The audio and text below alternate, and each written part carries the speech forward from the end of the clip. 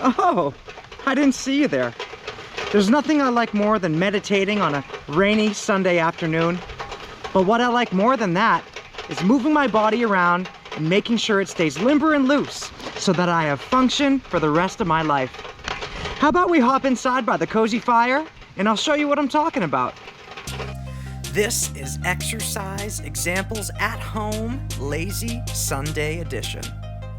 So if you haven't noticed, my channel is all about preservation of the body, making sure you can move your body for the rest of your life. So it's going to take movements like this to happen frequently in order to make that happen. This is Jefferson Curl. Nothing too crazy, but you can see that I'm exhaling on my way down, inhaling on the way up. As I come down, I tuck my chin into my chest, reaching my fingers to the ground and then coming back up. You can do movements like this, or you can sleep on the couch. Up next, we have flexion and extension in our deep squat position. When you first try to do this, you might not have that much range of motion with your spine, but keep on practicing the Jefferson curl and keep on trying to do it in the deep squat, and slowly over time, you'll develop more range of motion. Now, if the deep squat is something that you struggle with, please don't worry. Everything's going to be okay. You can also try to practice your deep squat by holding onto something. In my case, I have stall bars, or you can use a countertop or the back of a chair. Don't forget, you can always sleep on a lazy Sunday.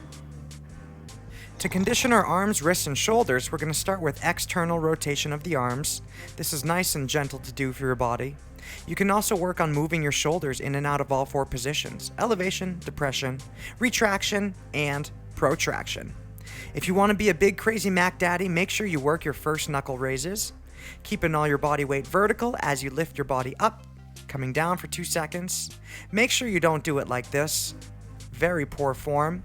You can see how I'm arching my back and moving my body backwards as I lift. Instead, you want to hollow out your body and keep your shoulders over your hands, if not your knuckles, if you can. Keep on practicing this over time and it'll become easier and easier.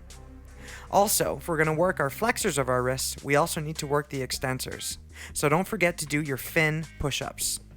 Keep your hands almost in line with the knees to start off. This is a very potent move. You want to make sure that you're going down slow and controlled, and as you get to the top, you want to make sure that you're externally rotating the arms. Or you can sleep on the couch.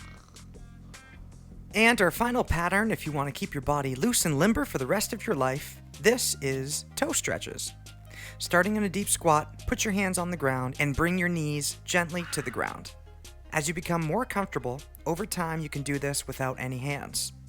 Notice as I go down to the ground, I'm leaning back with my torso to help counterbalance my weight so that my knees can land softly on the ground. Lastly, I'm going to give you guys a pattern to do this week for homework. This is a small combination that I want to see if you can do. This will test out your knees, ankles, and hips mobility, as well as your tolerance to be in this deep squat position for a prolonged period of time. Or you can sleep on the couch. Remember to subscribe to my channel to learn more ways to incorporate exercise into your everyday life, and watch the videos that are on the screen right now to learn just that. This is Joey saying be kind to one another and move well. Peace out, friends.